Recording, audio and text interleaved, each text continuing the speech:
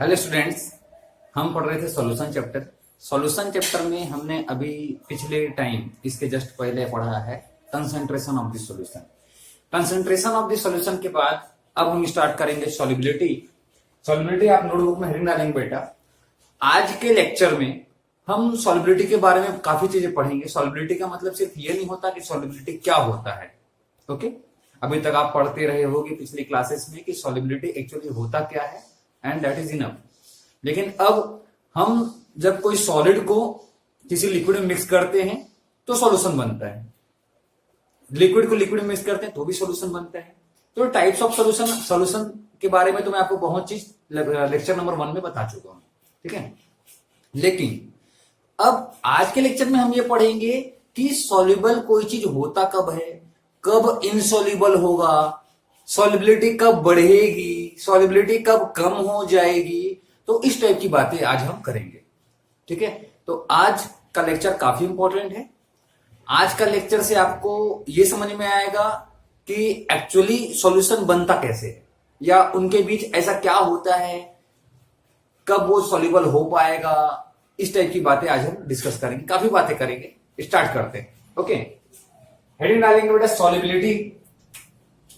Solubility में अब सबसे पहले बात आप समझिए कि मैंने किसी भी सॉलिड को, सिर्फ सॉलिड की बात नहीं है, फिर भी अगर मैं सॉलिड वाला एग्जांपल देता हूं, किसी सॉलिड को किसी लिक्विड में मिक्स कर दिया, किसी सॉलिड को किसी लिक्विड में मिक्स कर दिया, तो यहां पर दो चीज हो सकता है। एक तो हो सकता है ये सॉलिड लिक्विड में क्या हो जाए, इनसॉल्युबल हो जाए, मतलब कि डिसॉल्व ना हो। क्या हो, डिसॉल्व ना हो, डज नॉट डिसॉल्व, ठीक है। ये पॉसिबल है, हो सकता है ना। ऐसा कोई जरूरी तो नहीं है कि जब भी मैं डालू सॉलिड को लिक्विड में और वो सॉल्युबल हो जाए, डिसॉल्व हो ही जाए।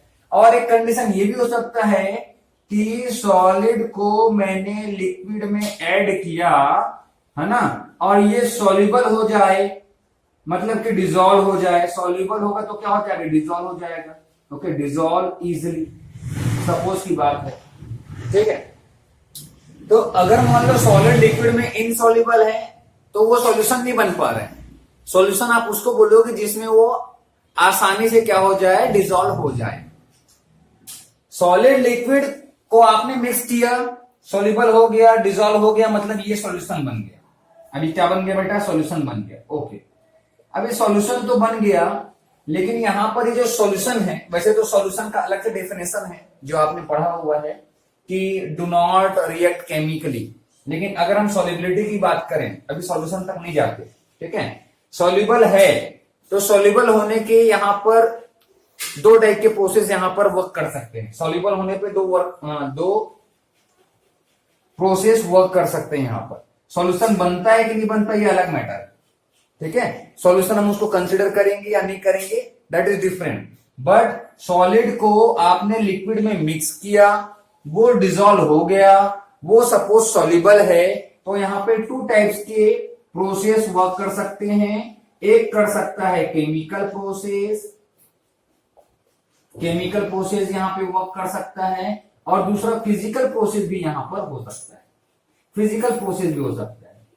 देखिए कैसे, जैसे कि मान लो मैंने जिंक को मिक्स कर दिया HCl के साथ में, समझ रहे हैं। सॉलिड को लिक्विड में, जिंक को मिक्स कर दिया HCl में, ठीक है, फर्स्ट कंडीशन। दूसरा कंडीशन NaCl को मिक्स कर दिया मैंने वाटर में, ठीक। तो अब हम किसको फिजिकल बोलेंगे, किसको केमिकल बोलेंगे। फिजिकल प्रोसेस आप उसको बोलोगे जिसके फिजिकल फॉर्म में चेंज आए लेकिन केमिकली वो चेंज ना हो, मतलब उनके केमिकल प्रॉपर्टीज में चेंजेस ना आए, मतलब सब्सटेंस अपने ओरिजिनल फॉर्म पे रहे। ओरिजिनल फॉर्म पे मतलब उसमें कोई नई प्रॉपर्टी ना आ जाए फिजिकल स्टेट को छोड़ के। सोडियम क्लोराइड को आपने वाटर में डिसॉल्व कर दिया, वाटर में मिक्स कर दिया, तो भी सोडियम क्लोराइड ही रहता है, बस ये आयंस में कन्वर्ट होता है। यस और नो आपको मालूम होगा, सिर्फ ये आयंस में कन्वर्ट हो जाएगा, लेकिन सोडियम क्लोराइड ही रहेगा, वो अपनी प्रॉपर्टीज वहां पे शो करेगा, ठीक है। केमिकल प्रॉपर्टीज उसकी वही रहेंगी। सोडियम क्लोराइड ऐसे नहीं कि कोई और सब्सटेंस बना ले। यहां पर जिंक और HCl को आपने मिक्स किया, वाटर वाटर ही रहेगा यहां पर। कहने का मतलब समझिए, NaCl को वाटर के साथ आपने मिक्स किया, NaCl NaCl ही रहेगा और वाटर के मॉलिक्यूल ही रहेंगे। इनके मॉलिक्यूल्स में कोई चेंजेस नहीं आएंगे।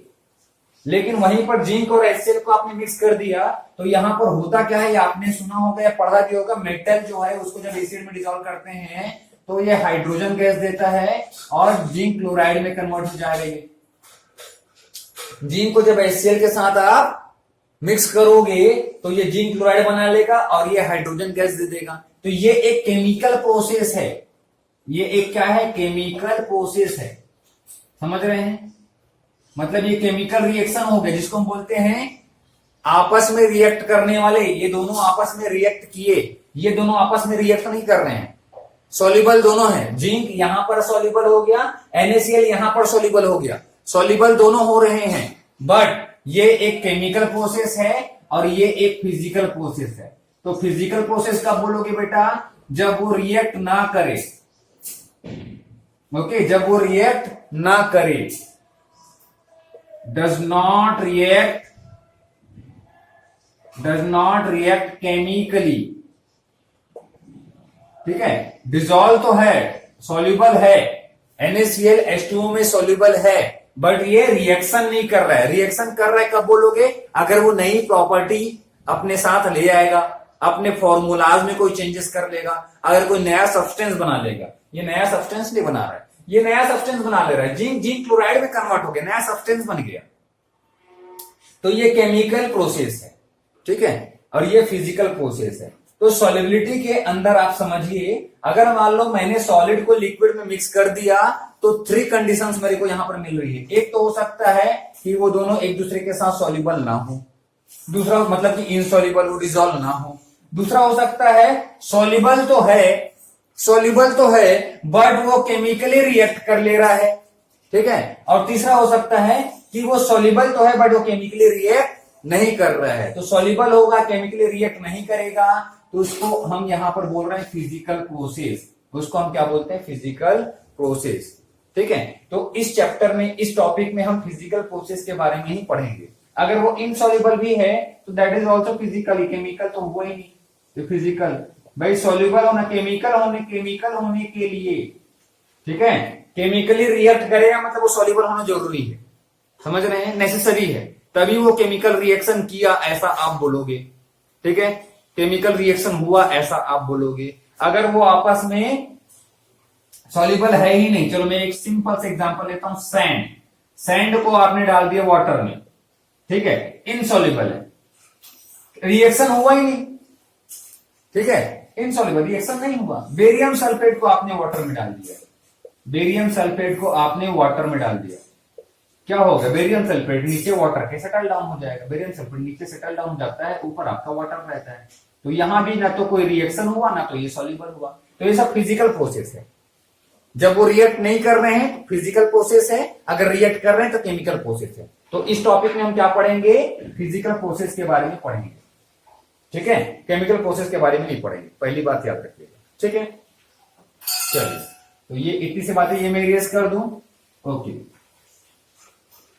तो जब हम सॉलिड को लिक्विड में मिक्स करते हैं, है ना, या हम जब दो सब्सटेंस को मिक्स करते हैं तो 2 टाइप के प्रोसेस पॉसिबल हैं, फिजिकल और केमिकल, ओके।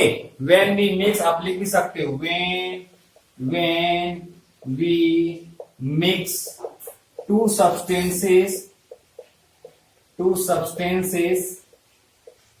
जनरली एग्जांपल ले लो आप, solid and liquid, two processes when we mix two substances, generally solid and liquid, two processes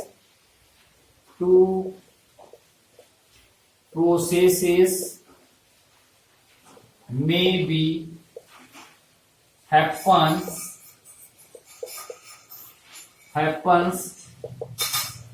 either, या तो दोनों होगा या तो एक होगा, दोनों भी हो सकता है, कोई एक भी हो सकता है, ठीक है। इधर physical process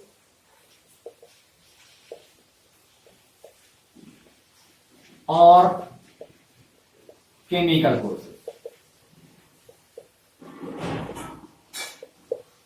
okay, physical process और केमिकल प्रोसेस। तो यहां पर हम कौन से प्रोसेस पढ़ने वाले हैं? फिजिकल प्रोसेस पढ़ने वाले हैं। We will study physical process in this chapter. तो अब हम पूरी बात करेंगे इस चैप्टर में फिजिकल प्रोसेस के बारे में, हम केमिकल प्रोसेस के बारे में बात नहीं करेंगे, ठीक है। अब दूसरी बात, हम पढ़े हैं इसके पहले का लेक्चर नंबर 1 सॉल्यूशन में। लेक्चर नंबर 1 में मैंने आपको टाइप्स ऑफ सॉल्यूशन बताया था बेटा, टाइप्स ऑफ सॉल्यूशन। क्या बताया था? Types of solution. काफी चीजें पढ़े थे लेक्चर नंबर 1 में, ठीक है, जिसमें मैं अभी जिस सॉल्यूशन की बात कर रहा हूं, है ना, कई टाइप पढ़े हैं, है ना, सैचुरेटेड, अनसैचुरेटेड, सारे टाइप के पढ़े थे हमने। टाइप्स ऑफ सॉल्यूशन में मैं किस सॉल्यूशन की बात कर रहा हूं?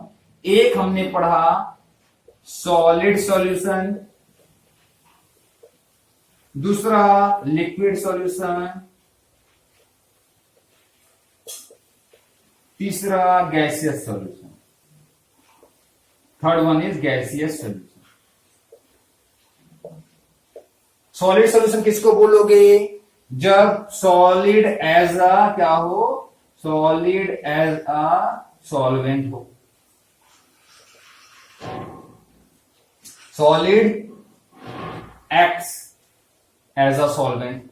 लिखने की जरूरत नहीं, पहले आप लिख चुके हो, पहले आप लिख चुके हो। अगर आपने इस वीडियो को नहीं देखे हैं तो प्लीज चैनल सब्सक्राइब करके आप मेरे प्लेलिस्ट में जाके सॉल्यूशन चैप्टर ओपन करके, सॉल्यूशन चैप्टर प्लेलिस्ट में ओपन करके आप फर्स्ट वीडियो देखिए, तो ये लेक्चर अच्छे से समझ में आएगा, जो कि मैं हमेशा बोलता हूं, ठीक है। फिर भी मैं थोड़ा सा रिवाइज कर देता हूं। सॉलिड सॉल्यूशन कब बोलोगे? Solid act as a solvent. Liquid कब बोलते हैं हम? जब लिक्विड हो एज अ सॉल्वेंट। और गैसियस कब बोलेंगे? जब गैस हो एज अ सॉल्वेंट। जब लिक्विड सॉल्यूशन हो, लिक्विड एज अ क्या होगा? सॉल्वेंट होगा, तो हम उसको क्या बोलते हैं? लिक्विड सॉल्यूशन बोलते हैं। फिर से बताता हूं, जब लिक्विड जो है एज अ सॉल्वेंट हो तो हम उसको क्या बोलते हैं? लिक्विड सॉल्यूशन बोलते हैं। तो इस चैप्टर में अब हम इस लिक्विड सॉल्यूशन के बारे में ही स्टडी करने वाले हैं। हम लिक्विड सॉल्यूशन के बारे में ही स्टडी करने वाले हैं, ठीक है।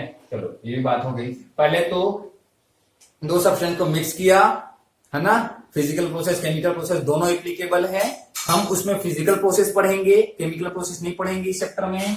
दूसरी बात, अब टाइप्स ऑफ सॉल्यूशन में 3 टाइप्स के होते हैं, solid solution, liquid solution, gaseous solution. हमको पढ़ना है लिक्विड सॉल्यूशन के बारे में, ठीक है। ओके, तो हम पढ़ेंगे बेटा लिक्विड सॉल्यूशन के बारे में। इस चैप्टर में लिक्विड सॉल्यूशन के बारे में पढ़ेंगे, लिक्विड सॉल्यूशन। तो लिक्विड सॉल्यूशन अभी मालूम होना चाहिए आपको, जिसमें liquid as a solvent work करता हो। अब लिक्विड सॉल्यूशन भी कई टाइप्स के होते हैं, लिक्विड सॉल्यूशन भी 3 टाइप्स के होते हैं, 3 टाइप्स के हो सकते हैं। जिसमें लिक्विड सॉल्यूशन किसको बोल रहे हो? जब लिक्विड एज अ सॉल्वेंट हो, ठीक है, लिक्विड एक्ट करे एज अ सॉल्वेंट। तो यहां पर सॉल्वेंट कौन से फेज में हो गया है? सॉल्वेंट हो गया है लिक्विड फेज में,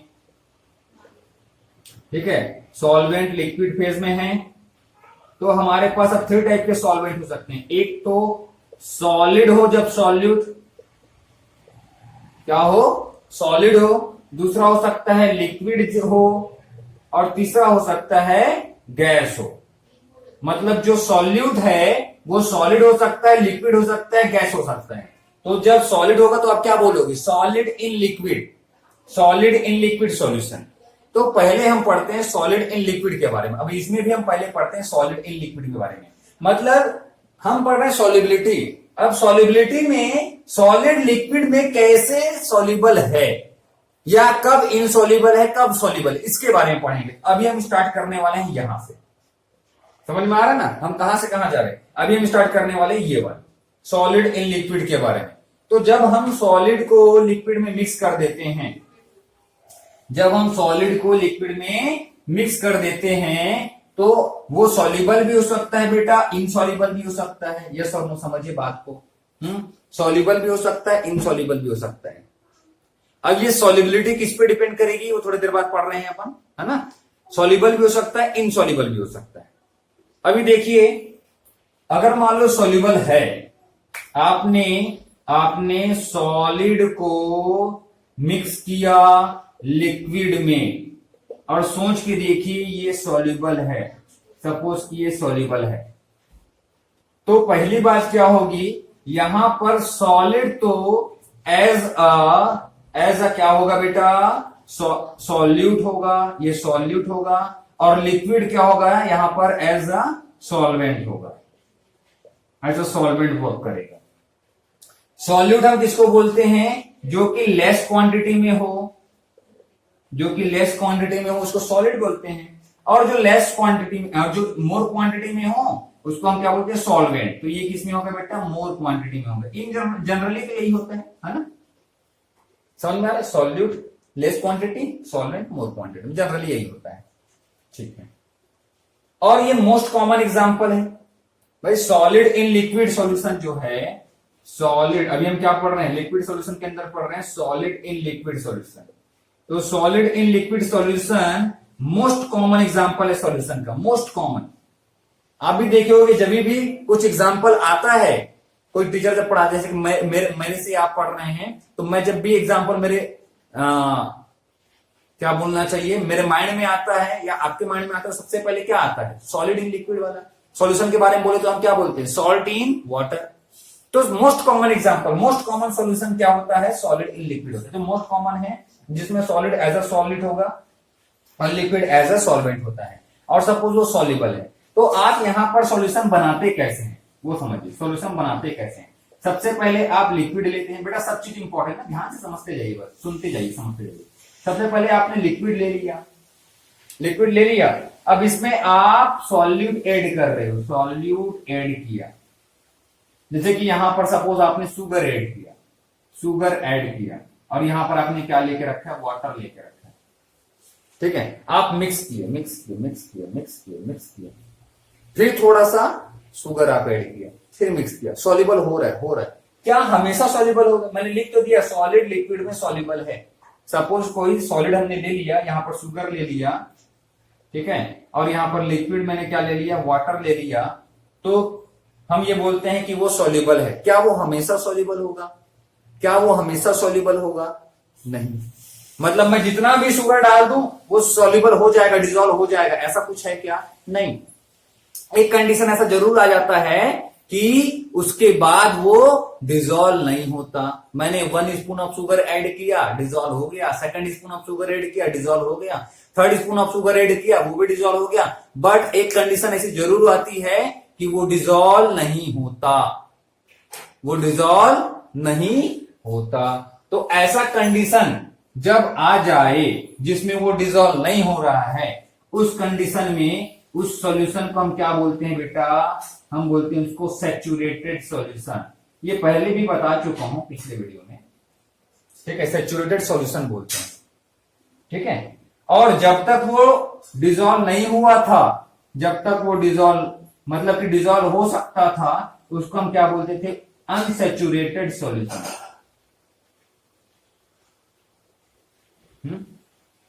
शुगर मैंने ऐड किया, 1st स्पून शुगर ऐड किया, 1st स्पून डिजोल्व हो गया, उसके बाद 2nd ऐड किया, वो भी डिजोल्व हो गया, इसके बाद 3rd ऐड किया, ये भी डिजोल्व हुआ, फिर 4th से डिजोल्व होना बंद, यहां से डिजोल्व होना बंद, ये हुआ, ये तो आसानी से हुआ, फिर ये हुआ थोड़ी तकलीफ के साथ, ये भी हुआ, बट ये जो है उसके बाद होना ही बंद हो गया। तो जब 1 स्पून शुगर ऐड किए थे, उस कंडीशन में सॉल्यूशन जो रहा, जो सॉल्यूशन था उसको हम क्या बोलते थे, अनसैचुरेटेड सॉल्यूशन। मतलब सॉल्यूशन का एक ऐसा कंडीशन जिसमें आप और भी सॉल्यूट ऐड कर सकते हो, और भी सॉल्यूट सॉल्युबल हो, उसको आप क्या बोलोगे, अनसैचुरेटेड सॉल्यूशन। 2nd स्पून आपने ऐड किया, इसके बाद भी उसमें हो सकता था, तभी तो हुआ ना, तो वो कंडीशन भी क्या था, वो कंडीशन भी अनसैचुरेटेड सॉल्यूशन वाली कंडीशन थी। लेकिन एक ऐसा कंडीशन का आ जाना जिसके बाद सॉल्यूशन जो है, सॉल्यूट जो है उसके बाद डिजोल्व ना हो, उसको आप क्या बोलोगे, सैचुरेटेड। मतलब कि थर्ड स्पून डालने के बाद फोर्थ स्पून अब डिजोल्व नहीं हो रहा है, तो थर्ड स्पून वाला कंडीशन क्या है, ये कंडीशन क्या है, ये सैचुरेटेड कंडीशन है। फोर्थ नहीं, फोर्थ क्या, फोर्थ तो नहीं हो रहा है ना, थर्ड के बाद अब मैं ऐड करूंगा तो नहीं होगा, तो यहीं पर सैचुरेटेड मिल गया मेरे को। ये क्या था, ये था अनसैचुरेटेड, क्योंकि इसके बाद भी हुआ, थर्ड स्पून हुआ, ये भी क्या था, ये भी अनसैचुरेटेड था। लेकिन थर्ड स्पून जब ऐड करने के बाद का जो कंडीशन है वो क्या है, सैचुरेटेड सॉल्यूशन वाला कंडीशन है। समझ में आया, वो क्या है, सैचुरेटेड सॉल्यूशन वाला कंडीशन है। अब अगर मान लो सैचुरेटेड सॉल्यूशन आपने बना लिया, सैचुरेटेड सॉल्यूशन बना लिया, उस कंडीशन पे आप सोच के देखिए कि सपोज ये वाटर आपने जो लिया है ये 100 ग्राम है, ठीक है, वाटर जो स्टार्टिंग में लिया है सपोज कि वो 100 ग्राम है, ठीक है, और आपने यहां पर फर्स्ट जो स्पून शुगर डाला, इसमें सपोज 2 ग्राम शुगर आता है, एक स्पून से 2 ग्राम, सेकंड स्पून से आया तो मतलब आपने 4 ग्राम ऐड कर दिया, थर्ड स्पून ऐड कर दिया मतलब कि 6 ग्राम हो गया। अब इसके बाद अगर आप 1 ग्राम भी ऐड कर दे रहे हो तो वो अनसैचुरेटेड, सॉरी, तो वो डिसॉल्व नहीं हो रहा है, तो 6 ग्राम कौन सी कंडीशन हो गई, सैचुरेटेड कंडीशन हो गई, ठीक है। तो अगर मान लो 6 ग्राम 100 ग्राम में डिसॉल्व हुआ है, 6 ग्राम शुगर 100 ग्राम में डिसॉल्व हुआ है, और 6 ग्राम के बाद अगर मैं थोड़ा सा भी क्या ऐड कर रहा हूं, यहां पे क्या ऐड कर रहा हूं, वहां पे शुगर ऐड कर रहा हूं, तो वो डिसॉल्व नहीं हो पा रहा है, तो 6 ग्राम को आप क्या बोलोगे, इस सॉल्यूशन की सॉल्युबिलिटी बोलोगे। सॉल्युबिलिटी समझिए, सॉल्युबिलिटी किसको बोलेंगे, फिर से बोलता हूं, आपने फर्स्ट टाइम आपने ऐड किया 2 ग्राम, डिसॉल्व हो गया, 4 ग्राम ऐड किया, 100 ग्राम वाटर है, 100 ग्राम सॉल्वेंट है, 100 ग्राम सॉल्वेंट में 2 ग्राम ऐड किया सॉल्युबल, 4 ग्राम ऐड किया तो भी सॉल्युबल, 6 ग्राम ऐड किया तो भी सॉल्युबल। लेकिन अब 6 ग्राम ऐड करने के बाद थोड़ा भी आप ऐड कर रहे हो तो वो सॉल्युबल नहीं हो रहा, डिसॉल्व नहीं हो रहा है उसके बाद, मतलब कि वो कौन से कंडीशन में पहुंच गई, सैचुरेटेड कंडीशन में पहुंच गई।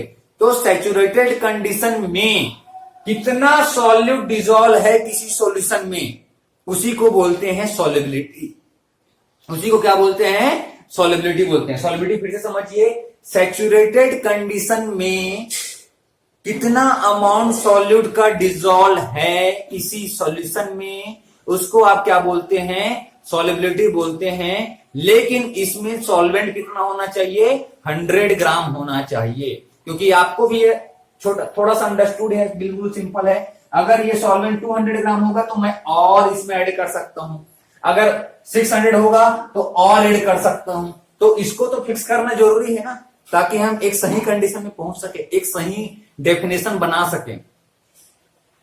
समझ में आ रहा है। अगर मेरे को सॉल्युबिलिटी कंपेयर करना है, सॉल्युबिलिटी किसको बोलेगी, ability of dissolving, okay. Solubility क्या बोलोगे, कितने आसानी से कोई चीज डिसॉल्व होगा, इसी को बोलोगे डिसॉल्विंग नेचर, ठीक है। अगर मान लो 6 ग्राम सब्सटेंस 1 डिसॉल्व हो जाता है, सब्सटेंस 1 डिसॉल्व हो गया, सब्सटेंस 1, और 7 ग्राम जो है सब्सटेंस 2 डिसॉल्व हो गया, सब्सटेंस 2 डिसॉल्व हुआ, तो सॉल्युबिलिटी किसकी ज्यादा है बोलोगे, 7 ग्राम, मतलब कि सब्सटेंस 2 की सॉल्युबिलिटी ज्यादा है। क्यों, क्योंकि ये और आसानी से, देखो इसका 7 ग्राम डिसॉल्व हो सकता है, लेकिन इसका तो 6 ग्राम बस हो सकता है, समझ रहे हैं। और क्योंकि सॉल्वेंट कितना है, सॉल्वेंट तो 100 ग्राम ही है, तो इसलिए स्टैंडर्ड रखना जरूरी है। अगर ये स्टैंडर्ड नहीं रहेगा तो आप इधर कंपेयर नहीं कर पाओगे, इसको 100 ग्राम में करेंगे, इसको 200 ग्राम में करेंगे तो चलेगा क्या, नहीं, है ना। तो एक यूनिट को स्टैंडर्ड करना जरूरी है, तो वो स्टैंडर्ड कंडीशन सॉल्वेंट का क्या लिया गया है, 100 ग्राम लिया गया, ठीक है। सॉल्युबिलिटी को कैसे डिफाइन करोगे, बताओ सॉल्युबिलिटी कैसे लिखेंगे, सॉल्युबिलिटी क्या होता है, the amount of solute in gram, the amount of solute in gram. ये सारे एक्सप्लेनेशन थे बेटा, इसके पहले में जितनी भी बातें आपको बताया एक्सप्लेनेशन था। अनसेचुरेटेड, सैचुरेटेड सॉल्यूशन सब ऑलरेडी आप लिख चुके हो, सुपर सैचुरेटेड भी लिख चुके हो, ठीक है, इसलिए दोबारा लिखने की जरूरत नहीं है। अगर आप लास्ट वीडियो देखे हो तो, है ना। सॉल्युबिलिटी पढ़ रहे हैं लेकिन उतना रिवीजन जरूरी था। देखिए सॉल्युबिलिटी को कैसे लिखोगे, the amount of solute in gram dissolve in 100 gram of solvent in its saturated solution, in its saturated solution is known as solubility। मतलब कौन ज्यादा सॉल्युबल है, कौन कम सॉल्युबल है, इसको हम किस टर्म से एक्सप्रेस करते हैं, सॉल्युबिलिटी टर्म से एक्सप्रेस करते हैं, ठीक है। अगर किसी का मोर क्वांटिटी सॉल्युबल है तो वो ज्यादा, अगर कोई ज्यादा क्वांटिटी में डिसॉल्व हो सकता है तो हम क्या बोलेंगे, उसकी सॉल्युबिलिटी ज्यादा है। अगर कोई कम क्वांटिटी में डिसॉल्व होता है तो इसको क्या बोलेंगे, उसकी सॉल्युबिलिटी कम है, ठीक है। समझ में आ रहा है क्या बोलना चाह रहा हूं मैं। इसलिए यहां पर सैचुरेटेड कंडीशन, अच्छा सैचुरेटेड कंडीशन लिखना जरूरी है। क्यों? क्योंकि 2 ग्राम ऐड किया तो 2 ग्राम को आप क्या बोलोगे, इसकी सॉल्युबिलिटी बोलोगे क्या, नहीं बोलोगे। क्यों? क्योंकि ये तो अभी और भी डिसॉल्व हो सकता है, तो आप उसकी प्रॉपर्टी को कम क्यों बोलोगे, उसकी एबिलिटी है अभी और डिसॉल्व होने की। तो यहां पर मैक्सिमम अमाउंट ऑफ सॉल्यूट आपको लेना है। आप ऐसे भी बोल सकते हैं maximum amount of solute which can dissolve in 100 gram of solvent. अगर सैचुरेटेड नहीं लिखना है तो आप ऐसे बोलोगे the maximum amount of solute which can dissolve in 100 gram of solvent, that is known as solubility of the substance, that is known as solubility of solute। solubility किसकी होती है बेटा, solubility होती है solute की, solution की नहीं होती। डिसॉल्व होने की एबिलिटी किसकी है, solute की है। जो डिसॉल्व होता है उसको solute बोलते हैं, तो डिसॉल्व होने की एबिलिटी किसकी है, solute की, ठीक है। तो solubility किसकी होती है, solute की होती है। The amount of solute in gram dissolved in 100 gram of solvent is known as saturated, in its saturated solution is known as solubility of the solute। solubility समझ में आया ना, ठीक है, अच्छी बात है। अब देखिए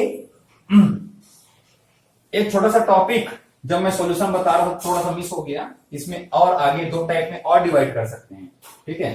किसको डिवाइड कर सकते हैं, लिक्विड सॉल्यूशन को। लिक्विड सॉल्यूशन किसको बोलते हैं, लिक्विड सॉल्यूशन किसको बोलते हैं, जब लिक्विड जो है वो एज अ सॉल्वेंट हो, तो इसको हम क्या बोलते हैं, लिक्विड सॉल्यूशन बोलते हैं। यस और नो। अब लिक्विड सॉल्यूशन में भी 3 टाइप हैं। कौन कौन से 3 टाइप्स हैं बेटा, solid in liquid, liquid in liquid बताया अभी मैं आपको, गैसियस इन लिक्विड ये भी बताया आपको। 1-2 और है इसमें, है ना, ये नहीं, इसके अलावा अगर हम बात करें तो जिसको बोलते हैं एक्वस सॉल्यूशन, और दूसरा होता है non aqueous solution. Non aqueous solution मतलब लिक्विड में 2 और टाइप्स हो सकते हैं सॉल्यूशन के। एक को बोलते हैं एक्वस सॉल्यूशन, दूसरे को बोलते हैं नॉन एक्वस सॉल्यूशन। अगर कोई सॉल्यूट, अगर सॉल्यूट किसमें डिजॉल्व हो, वाटर में, वाटर यहां पर क्या हो, एज अ सॉल्वेंट हो, ठीक है। कोई भी सॉल्यूट, ये लिक्विड सॉल्यूट हो, गैसियस सॉल्यूट हो, सॉलिड सॉल्यूट हो, कोई भी फेज में हो, कोई भी सॉल्यूट अगर वाटर में डिजॉल्व है ना, या वाटर एज अ सॉल्वेंट है, तो उसको आप क्या बोलोगे, एक्वस सॉल्यूशन। और अगर सॉल्यूट जो है वो किसमें डिजॉल्व हो, other than water, other than water मतलब वाटर के अलावा किसी में भी हो, अल्कोहल में हो, कार्बन डाइसल्फाइड में हो, किसी में भी हो, है ना, एसीटोन में हो, तो आप उसको क्या बोलोगे, नॉन एक्वस सॉल्यूशन। क्या बोलेंगे उसको, नॉन एक्वस सॉल्यूशन। जैसे कि इसको एग्जांपल में क्या बोल सकते हैं, NaCl in water, NaCl in water, ये क्या है, एक्वस सॉल्यूशन। और इसके लिए हम एक एग्जांपल दे सकते हैं, जैसे कि आयोडीन इन कार्बन डाइसल्फाइड। आयोडीन इन कार्बन डाइसल्फाइड, यहां पर वाटर क्या होगा, सॉल्वेंट होगा, और यहां पे कार्बन डाइसल्फाइड क्या होगा, सॉल्वेंट होगा। ठीक है, यहां पे कार्बन डाइसल्फाइड क्या होगा, सॉल्वेंट होगा। एक्वस सॉल्यूशन किसको बोलेंगे, समझ में आ रहे हैं? The solution in which solute dissolve in water, या आप बोल सकते हो water act as a solvent, so that solution is known as aqueous solution. Please definition लिख लीजिए, मैं नोट नहीं किया, मैं आपको एक्सप्लेन कर दिया हूं, तो आप लिख लीजिए। Okay, when solute dissolved in water, that solution is known as aqueous solution, ठीक है। when solute dissolved in water, water, that solution is known as aqueous solution। यहां पे क्या लिखोगे, when solute dissolved in any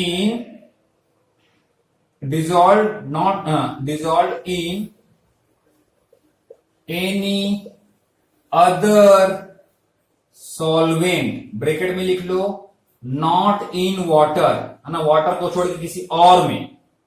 okay, this solution is known as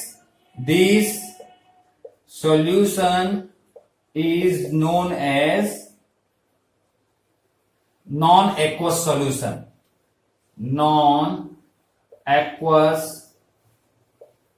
solution, ठीक है बेटा, non aqueous solution, aqueous solution. ठीक, तो इतनी बातें आप नोट कर लीजिए। ठीक है, ये स्टार्टिंग से आप नोट करते हुए आ रहे हो, जहां पर स्किप हो गया होगा बेटा थोड़ा सा प्रीवियस जाकर के नोट कंप्लीट कीजिए, इसको नोट कीजिए। इसके बाद आगे हम पढ़ते हैं कि सॉल्युबिलिटी एक्चुअली होती कैसे है, या क्या रीजन है सॉल्युबल होने का, या कब वो सॉल्युबल होगा कब नहीं होगा। इसको पहले नोट करो, फिर देखते हैं। अब देखते हैं बेटा एक्सप्लेनेशन ऑफ सॉल्युबिलिटी। ठीक है, एक्सप्लेनेशन बोलिए या रीजन बोलिए कि कब ये सॉल्युबल होता है, कब सॉल्युबल नहीं होता, वो देखो, लिखते चलेंगे साथ ही साथ, अदरवाइज नोट छूट जाएगा। ठीक है, और इसके पहले मैं काफी चीजें आपको बताया, लेकिन पूरा नोट नहीं बनवाया। ठीक है, अगर आपको लगता है बेटा तो मेरे वर्ड्स को आप चाहे तो अपने ओन वर्ड्स में नोट डाउन कर सकते हो। ठीक है, सॉल्युबिलिटी के लिए देखिए, आपको मालूम है आप सॉलिड को मिक्स कर रहे हो लिक्विड में, और ये सपोज सॉल्युबल है तो भी, या इनसॉल्युबल है तो अलग बात है ना। सॉल्युबल है उस कंडीशन में, ठीक है, सॉल्युबल है उस कंडीशन में, देखते हैं क्या होता है। Actually solid and liquid both, solid and liquid molecules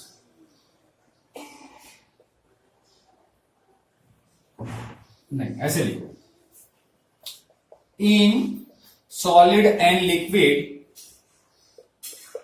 the molecules are held by intermolecular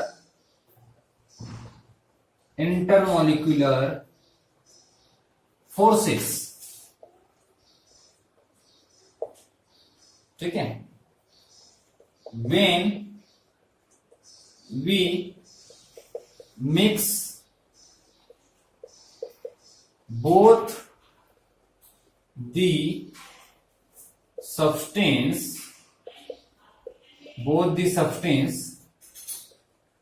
molecules of solute combines with, या ब्रैकेट में आप लिखो forms a new force of attraction. ठीक है, when we mix both the substances, molecule of solute combine with solvent, bracket में लिख लो forms a new force of attraction and get dissolved।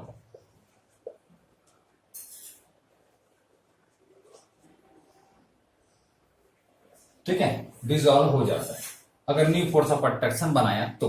अभी इसको मैं एक्सप्लेन करता हूं, देखो है ना, पहले लिख लीजिए फिर इसको समझते हैं अच्छे से, कोई दिक्कत नहीं। लिख लीजिए, पहले दोनों पॉइंट लिख लीजिए, स्टार्ट करें। ओके, देखो बेटा, सॉलिड को आपने मिक्स कर दिया लिक्विड में। ओके, सॉलिड के जो पार्टिकल्स हैं वो सॉलिड इसलिए हैं क्योंकि उसके पार्टिकल बहुत पास पास हैं, और पास पास होने का रीजन क्या होगा, उनके बीच का इंटरमॉलिक्यूलर फोर्स ऑफ अट्रैक्शन। वही लिक्विड में भी फोर्स ऑफ अट्रैक्शन होता है। दोनों को आप मिक्स किए तो अब ये सॉल्युबल होने की कंडीशन आप समझिए, वो सॉल्युबल तभी होगा अगर वो नया फोर्स ऑफ अट्रैक्शन बना ले, नया फोर्स ऑफ अट्रैक्शन बना ले सॉल्यूट सॉल्वेंट के बीच में। सॉलिड है, ये जो सॉलिड सब्सटेंस है ये आप समझिए, ये सॉलिड सब्सटेंस हुआ। सॉलिड सब्सटेंस, पहले सॉलिड सब्सटेंस के साथ में क्या है बेटा, इंटरमॉलिक्यूलर फोर्स के साथ में ऐसे बंधा हुआ है आपस में। ठीक है, यहां पर है सॉलिड सॉलिड इंटरेक्शन, इसको बोलते हैं सॉलिड सॉलिड इंटरेक्शन। मतलब कि सॉलिड सॉलिड के साथ इंटरमॉलिक्यूलर फोर्स ऑफ अट्रैक्शन से बंधा हुआ है। यहीं पर ये है लिक्विड, लिक्विड यहां पर लिक्विड के साथ इंटरमॉलिक्यूलर फोर्स के साथ यहां पर बंधा हुआ है। अब ये क्या है, एज अ सॉल्वेंट है यहां पर, तो इस फोर्स ऑफ अट्रैक्शन को क्या बोलोगे, सॉल्वेंट सॉल्वेंट इंटरेक्शन। ठीक है, इन दोनों को आपने मिक्स किया, इन दोनों को आपने मिक्स किया तो होगा क्या, ये जो सॉलिड के पार्टिकल्स हैं, जिसको मैं चलो ऐसे ब्लैक बना देता हूं, ये सॉलिड के पार्टिकल्स, अभी ये सॉलिड के पार्टिकल सॉल्वेंट के पार्टिकल के साथ नया फोर्स ऑफ अट्रैक्शन डेवलप करेगा, समझ रहे हैं। और ये सॉलिड जो है, ये सॉल्वेंट लिक्विड जो है सॉलिड के साथ, और सॉलिड जो है लिक्विड के साथ क्या करेगा, फोर्स ऑफ अट्रैक्शन जनरेट करेगा। ठीक है, तो इसको आप क्या बोलोगे, solute solvent interaction, solute solvent interaction. ठीक है, ये सॉल्यूट सॉलिड सॉलिड, सॉलिड मत लिखो ना, सॉल्यूट क्या लिखते बेटा, सॉलिड। ये किसमें, ये सॉल्यूट है ना, ये सॉलिड सॉल्यूट इंटरेक्शन, ये सॉल्वेंट सॉल्वेंट इंटरेक्शन। अब ये दोनों को मिक्स किया, एक नया फोर्स ऑफ अट्रैक्शन जनरेट हुआ सॉल्यूट और सॉल्वेंट के बीच में। अगर ये फोर्स ऑफ अट्रैक्शन, इनके बीच जो फोर्स ऑफ अट्रैक्शन था उसके ही इक्वल हो, उसके ही इक्वल हो, उतना ही स्ट्रांग हो या उससे ज्यादा स्ट्रांग हो, तो सॉलिड जो है वो लिक्विड में डिसॉल्व होगा। कंडीशन समझिए।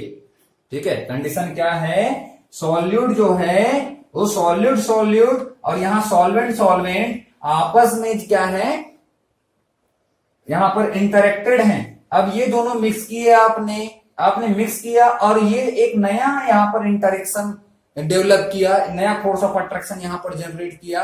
अगर ये फोर्स ऑफ अट्रैक्शन इसके इक्वल होगा तो फिर वो सॉल्युबल हो पाएगा। ठीक है, यहां पर एनर्जी का भी फैक्ट आता है, आप एनर्जी फैक्ट से समझिए ज्यादा अच्छा होगा। देखो होगा क्या, सबसे पहले आप इन दोनों को मिक्स किए, थ्री स्टेप्स होता है। कितने स्टेप होते हैं, 3 स्टेप। स्टेप 1 में क्या होगा, देखिए स्टेप 1 में सबसे पहले इनकी एनर्जी यहां पर ब्रेक होगी, यहां पर इनकी एनर्जी सबसे पहले ब्रेक होगी। समझ रहे हैं, आपने दोनों को मिक्स किया तो इनकी एनर्जी जो है सबसे पहले, इनका जो फोर्स ऑफ अट्रैक्शन है वो पहले ब्रेक होगा, जिसके लिए एनर्जी की रिक्वायरमेंट होगी। यस और नो भाई, ये दोनों आपस में अटैच्ड हैं, इसको हमको दूर करना है। क्या लगा, फोर्स ऑफ अट्रैक्शन को मेरे को दूर करना, एनर्जी लगाया ना मैंने, तो वही एनर्जी यहां पर लगेगी। ठीक है, तो ये स्टेप 1 में, स्टेप 1 क्या है, ब्रेकिंग ऑफ, ऐसे समझो, ब्रेकिंग ऑफ सॉल्यूट इंटरेक्शन, इसी को आप ये भी बोल सकते हो सेपरेशन ऑफ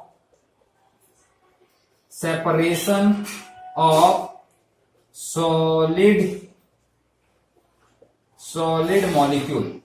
मतलब सॉलिड मॉलिक्यूल जो आपस में इंटरमॉलिक्यूलर फोर्स से घिरे हुए हैं, ये सॉलिड और सॉलिड के बीच जो फोर्स ऑफ अट्रैक्शन है उनको सेपरेट होना है। पहले सेपरेट होगा ना, बिना सेपरेट हुए इसके साथ कंबाइन हो पाएगा क्या? नहीं, इनको सेपरेट होना है। तो सेपरेशन ऑफ सॉलिड मॉलिक्यूल बोलो या ब्रेकिंग ऑफ सॉलिड इंटरेक्शन बोलो, ये क्या होता है? ये होता है एक एंडोथर्मिक प्रोसेस।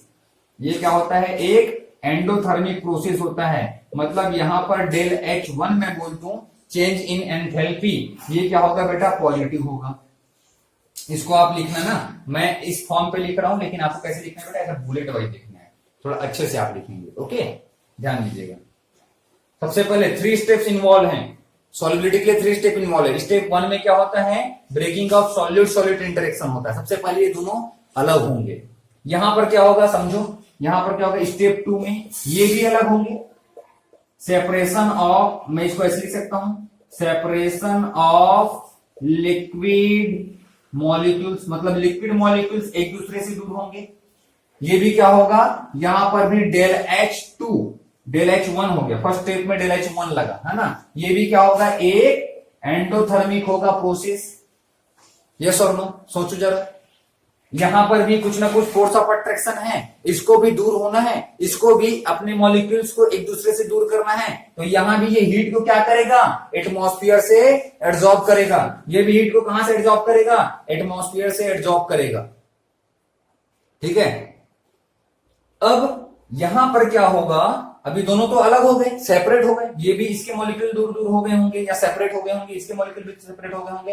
अब इसके मॉलिक्यूल, इसका मॉलिक्यूल एक आया, इसका मॉलिक्यूल एक आया। अब ये दोनों क्या करेंगे? एक नया फोर्स ऑफ अट्रैक्शन यहां जनरेट करेंगे। तो यहां जब नया फोर्स ऑफ अट्रैक्शन जनरेट होगा तो यहां पर जो डेल H3 है ना, यहां पर जो हीट में चेंज है, ये बेटा यहां पॉजिटिव भी हो सकता है और निगेटिव भी हो सकता है। ये एक्सोथर्मिक भी हो सकता है, ये एंडोथर्मिक भी हो सकता है। ये डिपेंड करता है। ठीक है। ऐसा थोड़ी ना है कि आप NaCl ही लेने वाले हो। आपके पास तो कई केसेस आएंगे, बेरियम सल्फेट भी आएगा, MgSO4 भी आएगा, कई केसेस हो सकते हैं। यहां पर आप ये एक्सोथर्मिक भी हो सकता है और ये वाला स्टेप एंडोथर्मिक भी हो सकता है। समझ रहे हैं? तो 3 स्टेप्स यहां पर इन्वॉल्व है। कभी कभी हीट इसको आपको देनी पड़ सकती है कंबाइन होने के लिए, कभी कभी यहां पर हीट वो खुद जनरेट करेगा। तो एक्सोथर्मिक भी पॉसिबल, एंडोथर्मिक भी पॉसिबल। बट अगर सॉल्युबल है, सॉल्युबल होने वाले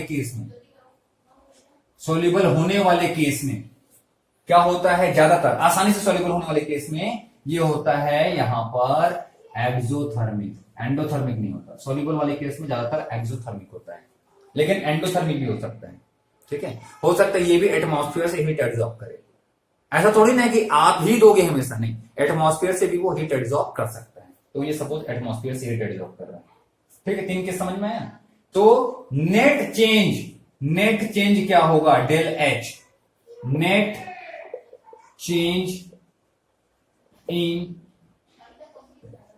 change in energy. Net change कितना क्या होगा बता? कैसे निकालते हैं बेटा? लास्ट ईयर आपने थर्मोडायनेमिक पढ़ा होगा क्लास 11th में। आप क्या करोगे? डेल H1 को, डेल H2 को और डेल H3 को क्या करेंगे? ऐड करेंगे या माइनस करेंगे। अब ये तो इसकी वैल्यू पर डिपेंड करेगी, पॉजिटिव है कि निगेटिव है। ठीक है। तो डेल H आएगा। समझ रहे हैं? ठीक है। स्टेप 3 समझ में आया? स्टेप 3, ये स्टेप 3 मैंने लिखा है। ये क्या? Step 3 formation of interaction between solid and liquid, या new interaction, generation of new interaction between solid and liquid, ऐसा लिख लेंगे। ठीक है। तो नेट एनर्जी चेंज इतने हो सकते हैं। तो यहां पर अगर नेट एनर्जी चेंज, ये डेल H की नेट एनर्जी चेंज अगर कितना हुआ? ये हो गया सपोज निगेटिव में, मतलब एनर्जी सपोज ये रिलीज कर रहा है। यहां से एनर्जी मिल भी सकती है ना, न्यू इंटरेक्शन जब होता है तो एनर्जी रिलीज होता है, उस एनर्जी को ये यहाँ पर ज्यादातर यूज कर लेता है। कुछ एनर्जी ये बाहर से भी लेगा एटमॉस्फेयर से, एटमॉस्फेयर में हीट अवेलेबल है कि नहीं है, तो एटमॉस्फेयर से हीट वो एब्जॉर्ब कर लिया, और कुछ हो सकता है यहां से जो एनर्जी रिलीज होगा उसको ये यूटिलाइज करे इन एनर्जीज को ब्रेक करने के लिए, और फाइनली क्या हो जाए, वो डिजोल्व हो जाए। तो सॉल्युबल होने के दो रीजन है, सॉल्युबल होने के यही सबसे मेन रीजन है, दो रीजन है, सबसे मेन रीजन यही है।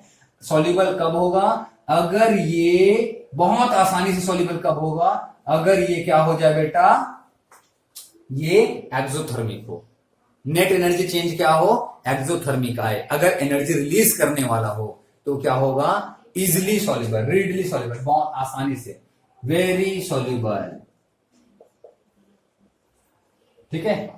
और अगर मान लो ऐसा कुछ नहीं है, हो सकता है ये पॉजिटिव भी हो तो भी सॉल्युबल हो सकता है, ऐसा नहीं है कि इनसॉल्युबल होगा, लेकिन ये पॉजिटिव का वैल्यू इतना कम होना चाहिए कि वो एटमॉस्फेयर से ले सके। ये पॉजिटिव इतना भी हो सकता है कि एटमॉस्फेयर में भी उतनी एनर्जी नहीं है जितनी एनर्जी उसको चाहिए ब्रेक होने के लिए या इंटरेक्ट होने के लिए, ठीक है। लेकिन सॉल्युबल हो रहा है, सॉल्युबल हो रहा है मतलब निगेटिव भी हो सकता है, पॉजिटिव भी हो सकता है। अगर सॉल्युबल है तो यहां पर भी ये केस एंडोथर्मिक का बन सकता है, नेट एनर्जी चेंज, लेकिन इसकी वैल्यू इतनी कम होगी कि वो एटमॉस्फेयर से उतना हीट ले सके। और अगर एटमॉस्फेयर में भी उतना हीट नहीं है जितना उसको रिक्वायरमेंट होगा, तो वो सब्सटेंस क्या हो जाएगा बेटा, इनसॉल्युबल हो जाएगा, वो सब्सटेंस क्या हो जाएगा, इनसॉल्युबल हो जाएगा, ठीक है। समझ में आया बात, सॉल्युबिलिटी कैसे सॉल्युबल होता है। अब देखते हैं फैक्टर, तो फैक्टर से आपको सारी चीजें और अच्छे समझ में, ये तो रीजन है कि ये सारी चीजें होती हैं, ये एक्सप्लेनेशन। एक्चुअली सॉल्युबल कब होता है, सॉल्युबल कब होता है, जब न्यू इंटरेक्शन बन जाता है, सॉल्यूट सॉल्वेंट इंटरेक्शन, नया इंटरेक्शन जनरेट होता है तो फिर सॉल्युबल होता है। मतलब ये ब्रेक होगा, ये ब्रेक होगा और ये नया जनरेट होगा। ये समरी है इतनी बातों का, ठीक है। अब देखते हैं फैक्टर्स, बेटा ये नोट कर लो।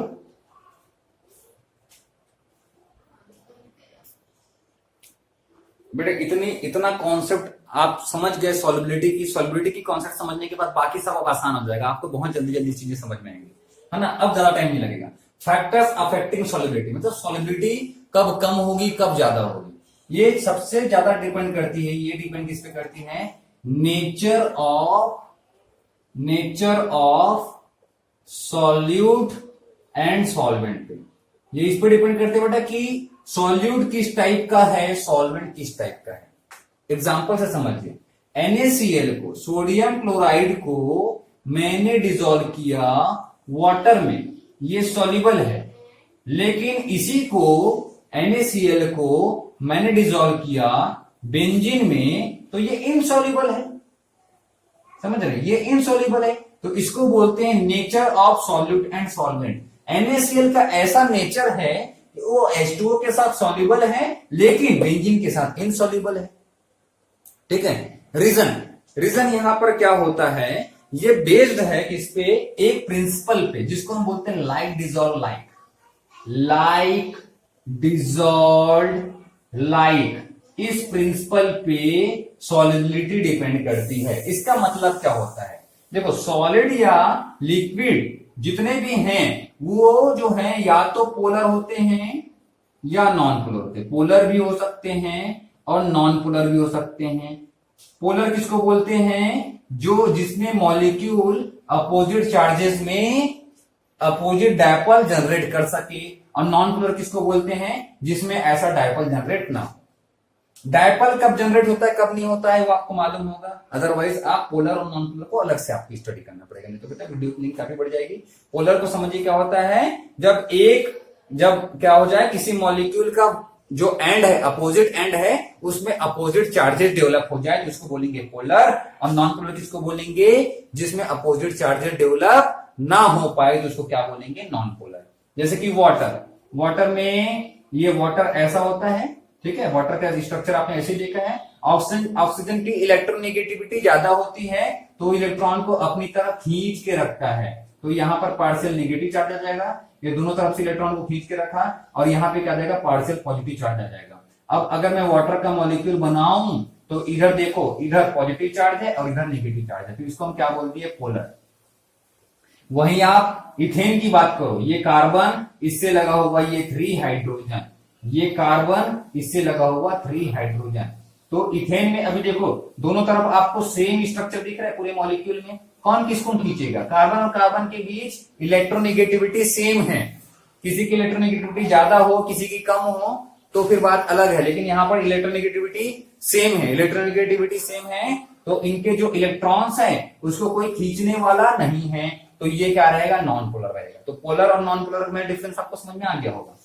तो अगर मान लो सॉल्यूट क्या हो, पोलर हो, मतलब सॉल्यूट में क्या हो, प्लस और माइनस चार्ज डेवलप हो सके, और सॉल्वेंट में भी प्लस और माइनस चार्ज डेवलप हो सके, ठीक है। इस केस में सॉल्यूट का जो माइनस चार्ज है वो सॉल्वेंट के प्लस चार्ज से इंटरेक्शन बना लेता है, ठीक है। ये सॉल्यूट हो गया और ये हो गया सॉल्वेंट, ठीक है। तो सॉल्यूट का माइनस चार्ज सॉल्वेंट के प्लस चार्ज के साथ इंटरेक्ट कर लिया, और सॉल्यूट का प्लस चार्ज जो है वो सॉल्वेंट के माइनस चार्ज के साथ इंटरेक्ट कर सकता है, क्योंकि दोनों में प्लस और माइनस है, तो इंटरेक्शन यहां पॉसिबल है, ठीक है। लेकिन इसी सॉल्यूट को अगर मान लो आप किसके साथ डिसॉल्व कर दो, नॉन पोलर के साथ, तो वो इंटरेक्ट कैसे करेगा, तो वो इंटरेक्ट नहीं कर पाता, इसको बोलते हैं लाइक डिसॉल्व लाइक, ठीक है। मतलब कि सॉल्वेंट पोलर, सॉल्यूट पोलर, तो क्या हो जाएगा, सॉल्युबल। सॉल्यूट भी पोलर, सॉल्वेंट भी पोलर, तो सॉल्युबल। दोनों नॉन पोलर तो भी सॉल्युबल हो सकता है, या होता है, हो सकता नहीं, होता है। लेकिन इसमें कुछ एक्सेप्शंस भी है ना, ऐसा नहीं कि हमेशा ये होगा, क्योंकि इतना ही फैक्टर डिपेंड नहीं करता सॉल्युबिलिटी के लिए। सॉल्युबिलिटी के लिए हाइड्रोजन बॉन्डिंग भी फैक्टर करता है, वो सब ऑर्गेनिक में भी पढ़ना रहता है सॉल्युबिलिटी, ठीक है। तो हाइड्रोजन बॉन्डिंग भी फैक्टर है एक। तो सबसे मेन क्या है, लाइक डिसॉल्व लाइक, जिसमें पोलर जो है पोलर के साथ में सॉल्युबल होता है, और नॉन पोलर जो है नॉन पोलर, वो नॉन पोलर के साथ सॉल्युबल होता है, ठीक है। तो यहां पर कुछ ऐसे भी, ये भी पोलर, कैसे पोलर है समझिए, ये तो आयनिक है, तो सोडियम प्लस चार्ज बनाता है, Cl माइनस चार्ज बनाता है, और H2O को मैंने अभी एक्सप्लेन किया, इसलिए सॉल्युबल है। और ये NaCl तो पोलर है, बट बेंजीन क्या है, नॉन पोलर, ये क्या हो गया बेटा, नॉन पोलर, इसलिए ये इसमें इनसॉल्युबल है। लेकिन मैं फिर भी बोलूंगा कि ऐसे कुछ एग्जांपल्स हैं जिसमें नॉन पोलर सॉलिड भी क्या हो जाते हैं, पोलर में डिसॉल्व हो जाते हैं, नॉन पोलर सॉलिड भी पोलर में डिसॉल्व हो जाते हैं। जैसे कि शुगर क्या है, नॉन पोलर, ठीक है, और ये वाटर में सॉल्युबल है, और वाटर क्या है, पोलर। तो कुछ एक्सेप्शंस होते हैं, और यहां पर रीजन क्या होता है, ये हाइड्रोजन बॉन्डिंग से सॉल्युबल हो जाता है, ठीक है। हाइड्रोजन बॉन्डिंग वगैरह ऑर्गेनिक में पढ़ेंगे, ठीक है।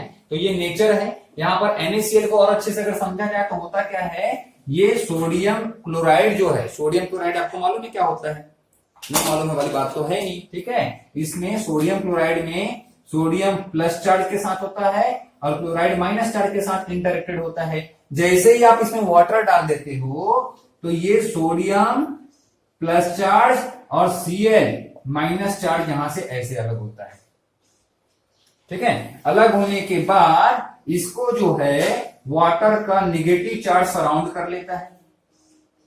अब वाटर में तो दोनों है, अभी मैंने यहाँ पे बनाया था, ये हाइड्रोजन, ये ऑक्सीजन, ये हाइड्रोजन, ऑक्सीजन इलेक्ट्रॉन को खींच के रखेगा तो पार्शियल नेगेटिव चार्ज आ जाएगा, और हाइड्रोजन में पार्शियल पॉजिटिव चार्ज आ जाएगा। तो इसका ये वाला एंड नेगेटिव चार्ज हो गया, ये वाला एंड पॉजिटिव चार्ज हो गया। तो वाटर में दोनों एंड है, नेगेटिव भी और पॉजिटिव भी, ठीक है, क्योंकि ये पोलर है। तो वाटर के मॉलिक्यूल सोडियम को इस तरीके से सराउंड कर लेंगे, इस तरीके से इंटरेक्ट कर लेते हैं, और क्लोराइड जो है वो इस तरीके से इंटरेक्ट कर लेते हैं, ये प्लस चार्ज के साथ इंटरेक्ट करता है। और ये जब न्यू फोर्स ऑफ अट्रैक्शन अगर जनरेट हो सकता है तो सॉल्युबल होता है, ये तो मैं आपको बता चुका हूं। तो ये एक फैक्टर है जिसके बेसिस पे NaCl जो है वो उसके साथ सॉल्युबल है। ठीक है। लेकिन ऐसा हमेशा जरूरी नहीं है कि हर एक सॉल्ट या हर एक आयनिक कंपाउंड में ऐसे प्लस और माइनस बनेगा। हर एक आयनिक कंपाउंड में ऐसा प्लस और माइनस बनेगा कि नहीं बनेगा? बनेगा, जरूर बनेगा। तो ऐसा नहीं है कि आयनिक फैक्टर ही या नेचर ऑफ सॉल्यूट और सॉल्वेंट से ही सब चीज हो जाए। कुछ फैक्टर एनर्जी का भी रहता है, वो सेकंड फैक्टर हो गया। ठीक है, उसको भी समझिए। जैसे कि मैग्नीशियम सल्फेट, इसमें मैग्नीशियम में क्या होता है बेटा? 2+ चार्ज, और सल्फेट में क्या होता है? 2- चार्ज। ठीक है, जैसे कि ये Na+ और NaCl- में कन्वर्ट हुआ, ये किस में कन्वर्ट होता है? Mg2+ और SO4 2- में। वहीं पर बेरियम सल्फेट जो है वो बेरियम 2+ में और SO4 2- में कन्वर्ट हो सकता है। ये वाटर के साथ सॉल्युबल है, इजिली सॉल्युबल, लेकिन ये जो है इनसॉल्युबल है, ऑलमोस्ट इनसॉल्युबल, मतलब बहुत कम, ऑलमोस्ट इनसॉल्युबल होता है। तो ऐसा क्यों? चार्ज तो इसमें भी है, तो इसको क्यों सराउंड नहीं किया? इसमें क्यों ये इस प्रकार से वाटर जो है इसको सराउंड किया होगा प्लस चार्ज को, तो क्यों सॉल्युबल नहीं हो पाया? क्योंकि सिर्फ यही फैक्टर काम नहीं करता। अभी थोड़ी देर पहले मैं आपको बताया था एनर्जी का टर्म, ठीक है, एनर्जी का टर्म बताया था कि नहीं? तो यहां पर इसके इनसॉल्युबल होने के 2 रीजन है। इसका इनसॉल्युबल होने के 2 रीजन होते हैं, 2 फैक्टर काम करता है। एक फैक्टर होता है लैटिक एनर्जी, ठीक है, और दूसरा फैक्टर होता है हाइड्रेशन एंथैल्पी।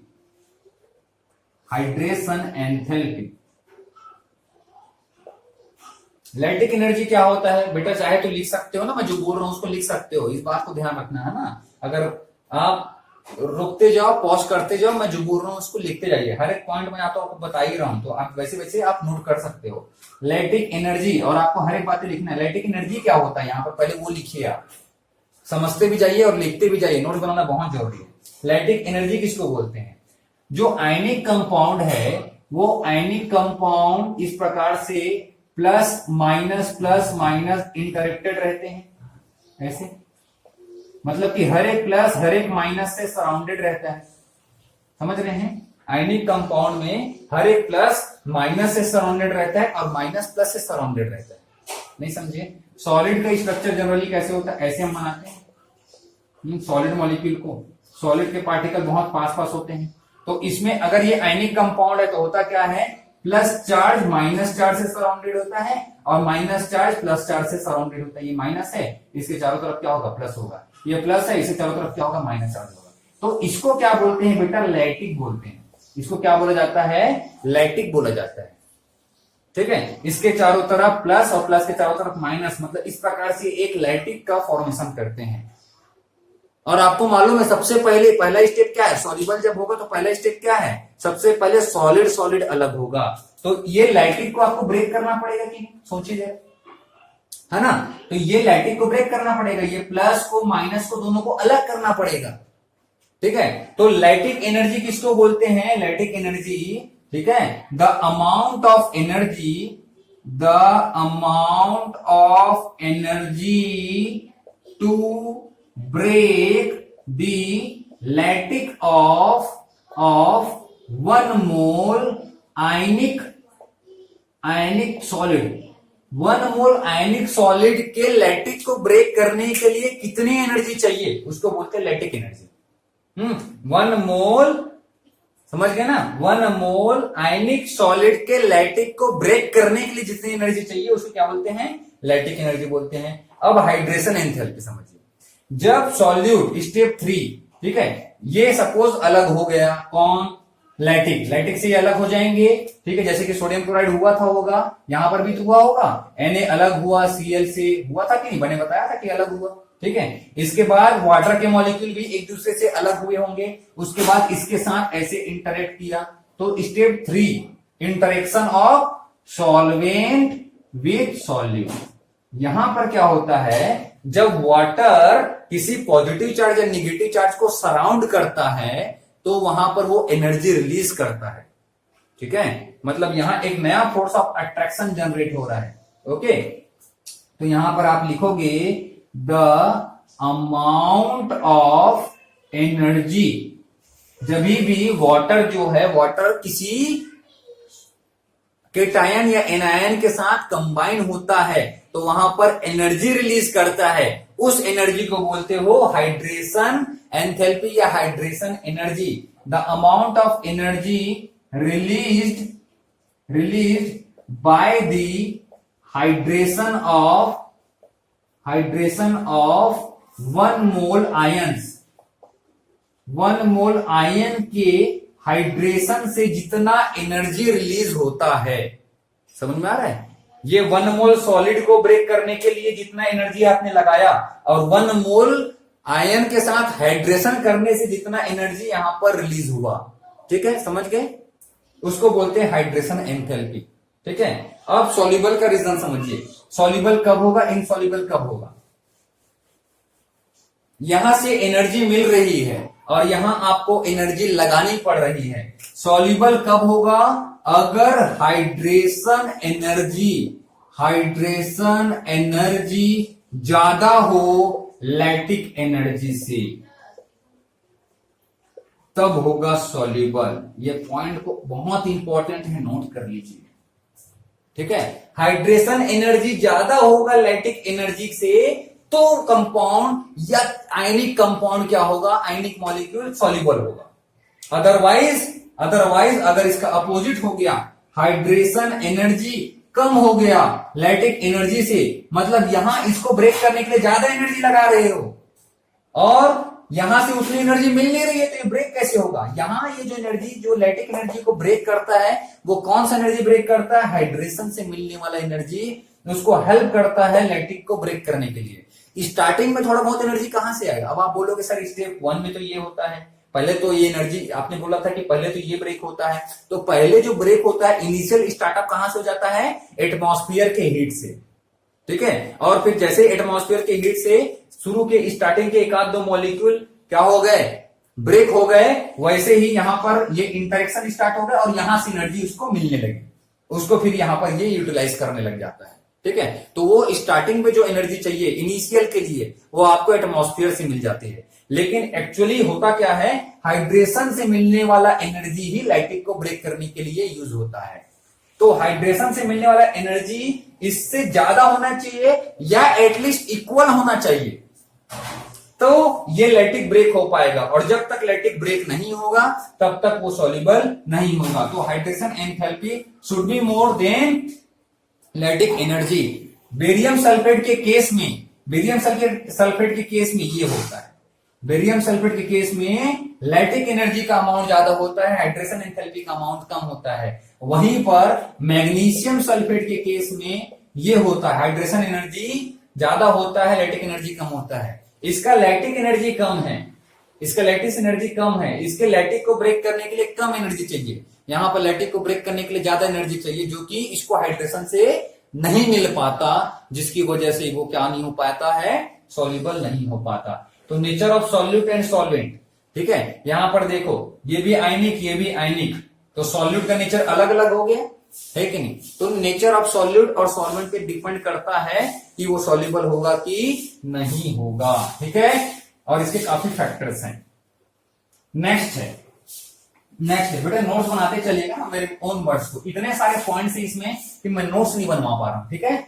मैं नोट्स ऐसे वर्ड्स में आप मैं जो बोल रहा हूं उसको आप लिख सकते हो, लेकिन मैं ऐसे सेंटेंस वाइज काफी चीजें हैं तो मैं नहीं बनवा पाऊंगा। शॉर्ट में अगर आप लिख सकते हो तो शॉर्ट में आप लिखिए, जैसे मैं शॉर्ट में यहां पर लिख रहा हूं, ठीक है, ओके। और अगर बाद में कहीं कंफ्यूजन है तो वीडियो आप दोबारा ओपन कर सकते हैं, कोई इशू नहीं, okay. Next is concentration of the solution.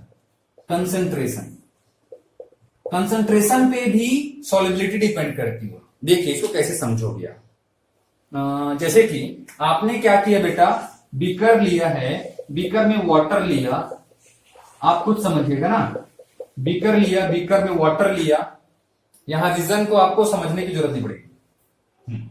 Beaker में वाटर लिया, मैंने first spoon of sugar add किया, फर्स्ट स्पून ऑफ शुगर यहां पर ऐड किया, फर्स्ट स्पून शुगर, ठीक है, और उसको मिक्स किया, ठीक है। इसके बाद सेकेंड स्पून शुगर ऐड किया। आप खुद सोचते जाओ, अगर आप इतना ना सोच पाओ तो आज करके देख लेना वीडियो देखने के बाद, ठीक है। सेकेंड स्पून शुगर ऐड किया, डिजोल्व किया, ठीक है। अभी जब आप अब आप ऑब्जर्व कीजिएगा, फर्स्ट स्पून शुगर जब आपने ऐड किया था, मिक्स किया, सेकेंड स्पून शुगर ऐड किया, मिक्स किया, तो कौन से टाइम पे फर्स्ट स्पून वाले में या सेकेंड स्पून वाले में कौन सा आसानी से सॉल्युबल हो गया? पहले तो आप ये करके देख लीजिएगा, क्योंकि थर्ड स्पून शुगर के बाद ही सैचुरेटेड कंडीशन आता है। थर्ड स्पून शुगर के बाद ही सैचुरेटेड कंडीशन आएगा, ठीक है। तो ये दोनों ही अनसैचुरेटेड कंडीशन है, तो दोनों अनसैचुरेटेड कंडीशन है। उसके बाद भी फर्स्ट स्पून शुगर जो है यहां पर क्या होगा और यहां पर क्या होगा, ये आप ऑब्जर्व कीजिएगा, ठीक है। तो होता क्या है, फर्स्ट स्पून शुगर जो है वो आसानी से सॉल्युबल हो जाता है, सेकेंड स्पून शुगर आसानी से सॉल्युबल नहीं होता। मतलब फर्स्ट स्पून शुगर जैसे आपने ऐड किया, इस सॉल्यूशन का कंसंट्रेशन क्या हो गया बेटा, बढ़ गया, और कंसंट्रेशन बढ़ने के बाद इसकी सॉल्युबिलिटी क्या हो गई, कम हो गई है, इसलिए तो ये आसानी से सॉल्युबल नहीं हो पा रहा है, ठीक है।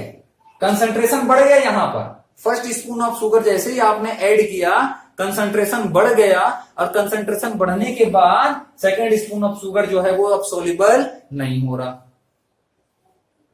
अब बताइए, कहने का मतलब क्या है, कंसंट्रेशन अगर ज्यादा रहता है तो सॉल्युबिलिटी क्या हो जाती है, कम हो जाती है। ये तो एक्सपेरिमेंट है, एक्सपेरिमेंटली आप इतनी चीजों को समझ सकते हो कि कंसंट्रेशन अगर ज्यादा हो तो सॉल्युबिलिटी कम होती है, मतलब कंसंट्रेशन सॉल्युबिलिटी का इनवर्स है, इनवर्सली प्रोपोर्शनल है ये एक दूसरे के, ठीक है। ओके, ठीक, समझ में आया। अब ऐसा क्यों होता है, इसको आप थोड़ा सा ऐसे समझ सकते हो। देखो, सैचुरेटेड से, जैसे कि स्टार्टिंग में अनसैचुरेटेड सॉल्यूशन आता है, लेकिन एक कंडीशन ऐसी आती है कि सैचुरेटेड हो जाता है, होता है कि नहीं। पहले अनसैचुरेटेड है, बाद में सैचुरेटेड हो गया, उसके रीजन को आपको समझना पड़ेगा। उसमें ऐसा क्या होता होगा कि सैचुरेटेड कंडीशन आ जाता है, इसको आपको समझना पड़ेगा, तो ये चीज आपको समझ में आएगा। उसको थोड़ा सा मैं बताने का ट्राई करता हूं, आपको समझना बस है, नोट्स मत बनाना, ठीक है। आप जो भी याद रखोगे वो आपको लाइफ टाइम याद रहेगा, ध्यान दीजिएगा बस, है ना। ये वाटर का मॉलिक्यूल है, ये HOH, ये HOH, ये HOH वाटर है। आपको मालूम है यहां पर हाइड्रोजन बॉन्डिंग होती है ऐसे, ठीक है, हाइड्रोजन बॉन्डिंग होती है। तो हाइड्रोजन बॉन्ड की वजह से, अब सपोज आप ऐसा समझ के रखिए, ये मॉलिक्यूल के बीच में लिक्विड, ये लिक्विड है, ये क्या है, सॉल्वेंट है। अब यहां पर ये मैंने ले आया शुगर, शुगर के मैं पार्टिकल बना लेता हूं। यहां पर शुगर के क्या बना है, पार्टिकल। ये शुगर का फर्स्ट पार्टिकल, शुगर का second particle, third particle, fourth particle, fifth particle, ऐसे बना लिया, ठीक है, ध्यान दीजिएगा। ओके, अब आप क्या कर रहे हो, इसको मिक्स कर रहे हो और वो सॉल्युबल हो रहा है। तो सॉल्युबल होने का एक और रीजन बताया जाता है, वो रीजन क्या है, पहले मैं अभी थोड़ी देर पहले आपको बताया, क्या बताया कि ये फोर्स ऑफ अट्रैक्शन पहले ब्रेक होता है। वैसे इसका भी फोर्स ऑफ अट्रैक्शन पहले ब्रेक होता होगा, यस और नो, होता है ना, ठीक है, तभी तो नया अट्रैक्शन जनरेट करता है, ठीक। तो फोर्स ऑफ अट्रैक्शन ब्रेक होता है, तो क्या इतना ब्रेक हो जाता है कि वो गैस बन जाए, नहीं ना। समझिए मैं क्या बोलना चाह रहा हूं भाई, वाटर जो है वो गैस तो नहीं बन जाता, फोर्स ऑफ अट्रैक्शन ब्रेक होता है तो गैस बन के बाहर तो नहीं चला जाता, ठीक है। मतलब कि मॉलिक्यूल थोड़े दूर होते होंगे, मतलब मॉलिक्यूल के बीच फोर्स ऑफ अट्रैक्शन अभी भी रहता होगा। मतलब कि मैं ये बोलूं कि इनके बीच ये जो आपको दिख रहा है स्पेस, ये जो स्पेस, इसको एक्चुअली बोला जाता है बेटा इंटरमॉलिक्यूलर स्पेस, इसको बोला जाता है intermolecular space. First spoon sugar आप जब ऐड किए, ये मॉलिक्यूल यहां एंटर किया और इसके साथ इंटरेक्ट हो गया, सॉल्युबल हो गया। फिर सेकंड पार्टिकल भी यहां आया, स्पेस अभी भी था उसके पास, तो वो आया, यहां पर एंटर किया, सॉल्युबल हो गया। थर्ड पार्टिकल भी आया, एंटर किया, सॉल्युबल हो गया। तो ये जैसे जैसे ये इंटर पार्टिकल स्पेस जो है, इसमें क्या आते जाता है बेटा, शुगर पार्टिकल या कोई भी सॉल्यूट का पार्टिकल ऐड होते जाता है इसमें इंटर पार्टिकल स्पेस में। जब आप मिक्स करते हो, ठीक है, जब आप मिक्स करते जाते हो सॉल्यूट को सॉल्वेंट में, तो सॉल्यूट जो है सॉल्वेंट के इंटर पार्टिकल स्पेस में एंटर करते जाता है, ठीक है। और एक कंडीशन ऐसी आती है कि ये इंटर पार्टिकल स्पेस जो है वो अबाउट टू फिल हो जाता है, लगभग लगभग कंप्लीट ऑक्यूपाई हो जाता है। और जब वो कंप्लीट ऑक्यूपाई होने का थोड़ा सा स्टेज आता है तो ऐसे कंडीशन पे जैसे जैसे वो स्टेज आते जाता है इसकी सॉलिबिलिटी कम होती जाती है। समझ रहे हैं? जैसे कि ये रूम है, ये एक रूम है, इस रूम के अंदर अभी कोई नहीं है, इस रूम के अंदर भी कोई नहीं, खाली आसानी से कोई भी सामान आप डाल दो, ठीक है। थर्ड फिर लाया, फिर आ जाएगा, फोर्थ पर्सन भी आ जाएगा, फिफ्थ पर्सन भी आ जाएगा, उसके बाद छठवां पर्सन यहां पर आना नहीं चाहेगा, स्पेस रहेगा, उसके बाद भी कोई रूम में आना नहीं चाहेगा, ठीक है। स्पेस रहता है, स्पेस है, इंटरमोलिकुलर स्पेस है, तभी वो सॉलिड नहीं है, अभी भी वो लिक्विड फेज में है। समझ रहे हैं? ऐसा नहीं कि इंटर पार्टिकल स्पेस पूरा पूरा अगर फिल हो जाएगा, कंप्लीट पैक हो जाएगा, तब तो वो सॉलिड ही बन जाएगा ना। लेकिन ऐसा नहीं है, शुगर को आपने ऐड किया, सैचुरेटेड सॉल्यूशन बन गया, उसके बाद भी वो क्या नहीं हुआ होता, सॉलिड नहीं बना होता। सॉलिड बनने का मतलब क्या होता है? कंप्लीट पैक हो जाना। तो मैं कंप्लीट पैक होने की बात नहीं कर रहा हूं। इसके बीच इंटरमोलिकुलर स्पेस कुछ इतना जैसे जैसे कम होते जाता है, इसकी सॉलिबिलिटी क्या होती जाती है? कम होती जाती है, ठीक है। तो यही, इसी को आप यहां समझ सकते हो, इंटरमोलिकुलर स्पेस का कम होना या यहां पर कंसंट्रेशन का बढ़ना, ठीक है। और एक कंडीशन ये आ जाएगी कि अब इसके बाद जो है पार्टिकल्स वहां पर नहीं आ पाएंगे। फिर आप सोचो, अब यहीं पर सोच लीजिए थोड़ा सा सुपर सैचुरेटेड के बारे में। सुपर सैचुरेटेड सॉल्यूशन किसको बोलते हैं? जिसमें अब इसको अब हम और सॉल्युबल कर सकते हैं अगर हीट दे दिए तो, ऐसा बोलते हैं ना। तो अगर आप हीट दोगे तो क्या होगा?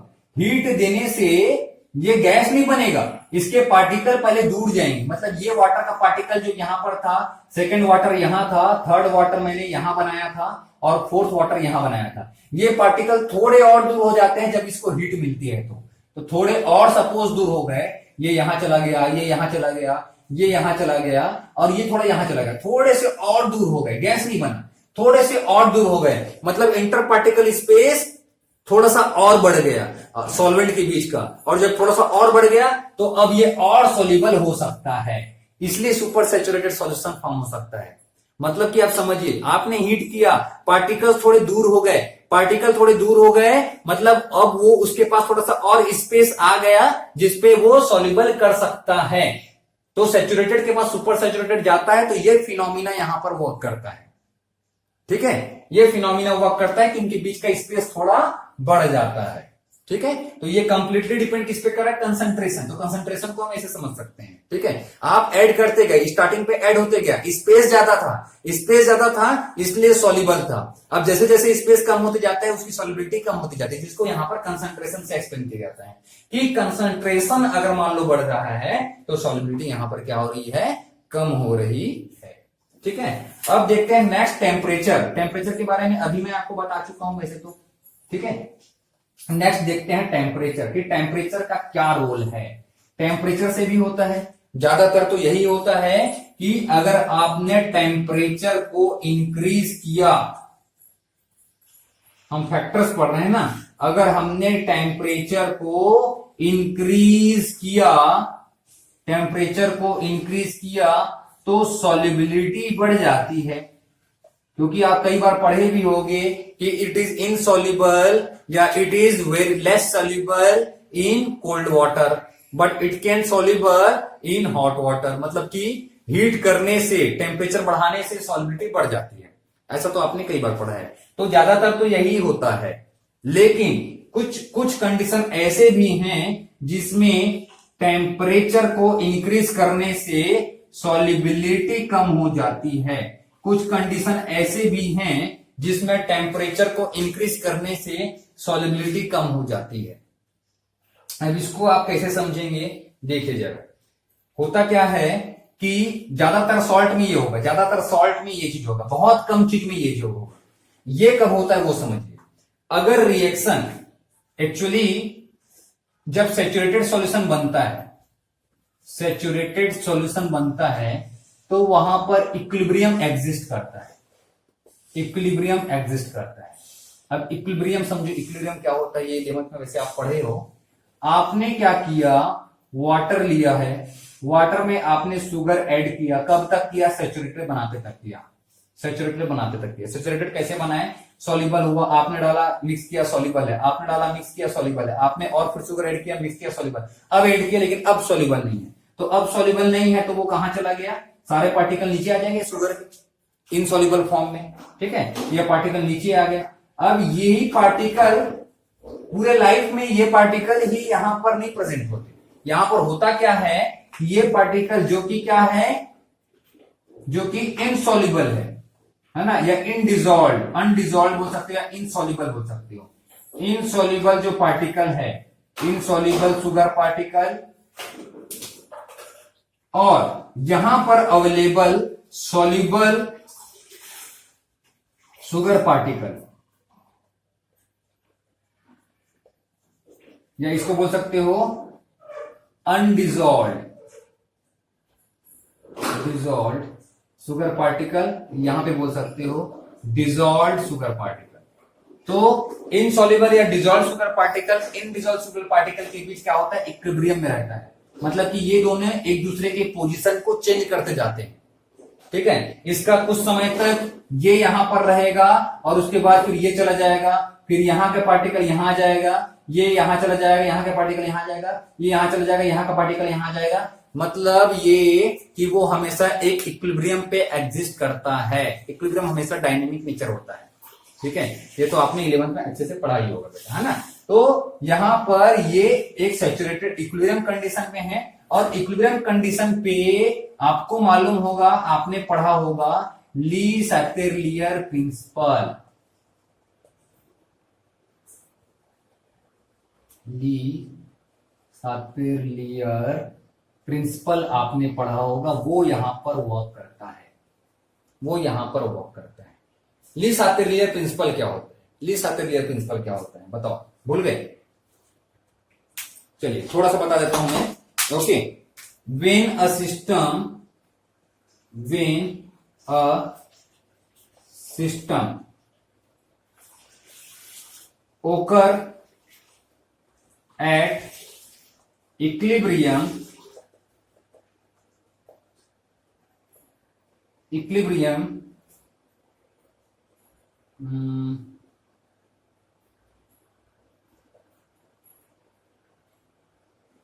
we change the temperature, pressure or concentration of the mixture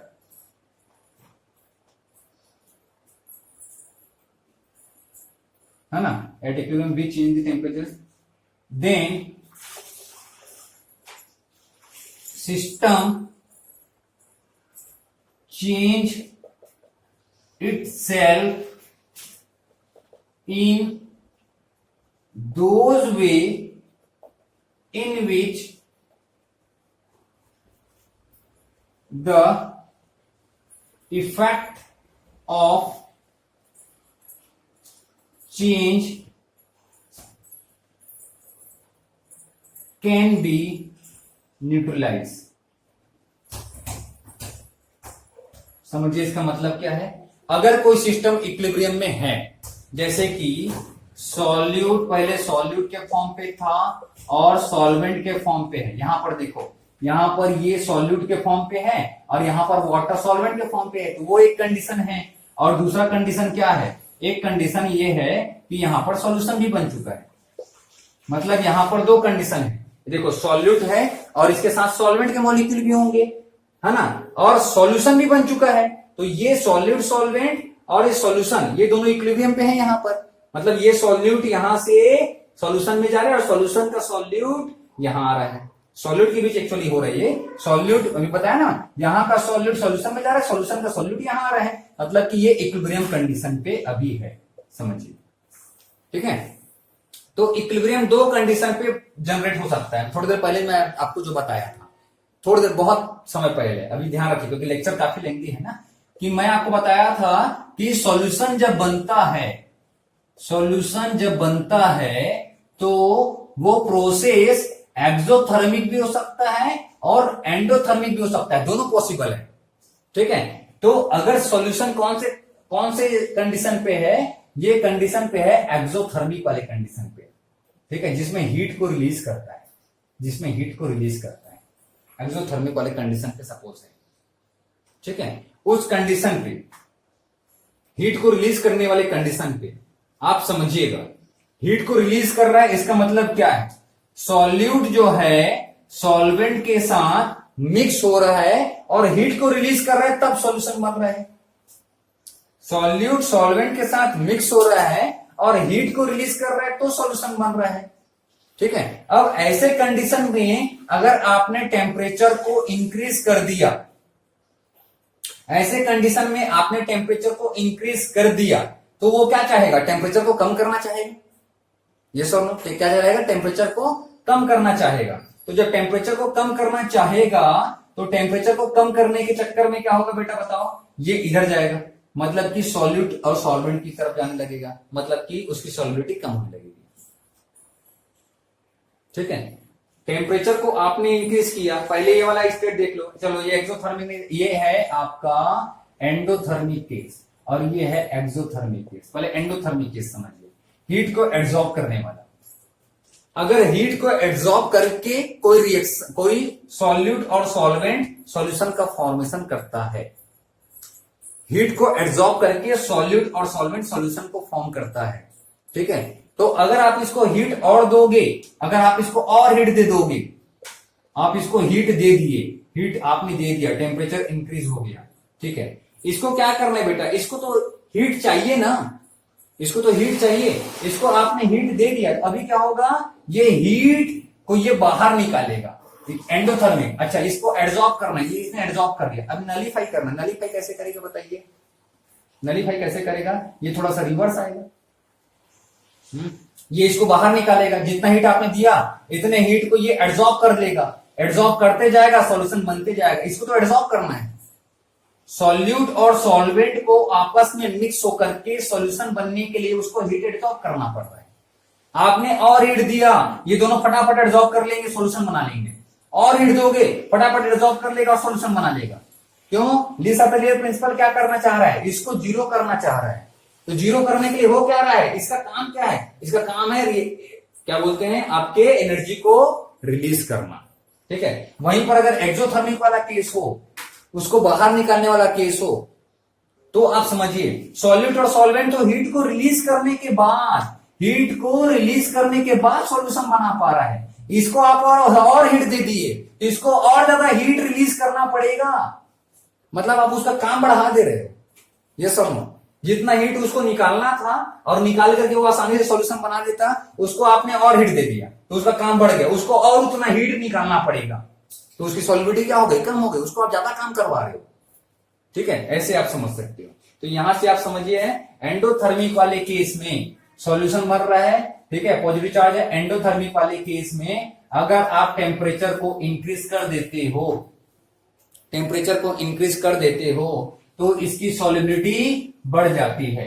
लेकिन एक्सोथर्मिक वाले केस में टेम्परेचर को इंक्रीज कर देते हो तो इसकी सॉल्युबिलिटी क्या हो जाती है, कम हो जाती है। और ये सब किस पे डिपेंड हो, किसकी वजह से हो रहा है, ली सातलियर प्रिंसिपल के अकॉर्डिंग हो रहा है, क्योंकि इक्विलिब्रियम उस डायरेक्शन में शिफ्ट होने लगेगा जिधर इसका जो चेंज है वो नलीफाई हो जाए, मतलब सॉल्यूशन के अंदर जितना सॉल्यूट है वो ऐसे सेटल डाउन हो जाएगा अगर आप टेम्परेचर को बढ़ा दोगे, ठीक है। ओके, समझ में आया। तो टेम्परेचर का इस प्रकार से अफेक्ट रहता है। अब टेम्परेचर के बाद हम आते हैं बेटा नेक्स्ट पॉइंट पे। इतनी बातें आप नोट कर लीजिए, ठीक है, पॉज बटन क्लिक करके नोट कीजिए। अगर मैं इसको इरेज कर दूंगा तो आप इसको नोट नहीं कर पाओगे। नोट ऐसे नहीं करना है, नोट आपको ओन वर्ड्स में अच्छे से करना है, ठीक है, नोट कीजिए।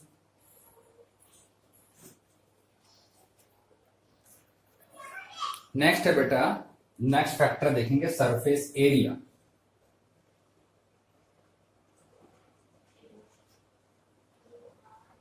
सरफेस एरिया को समझिए, जैसे कि मान लो ये बीकर है जिसमें आपने क्या लिया है बेटा, वाटर लिया है। अब इसके अंदर मैंने यहां पर दूसरा बीकर ले लिया जिसपे वाटर लिया है। वाटर सेम है दोनों में, है ना, दोनों में सेम है।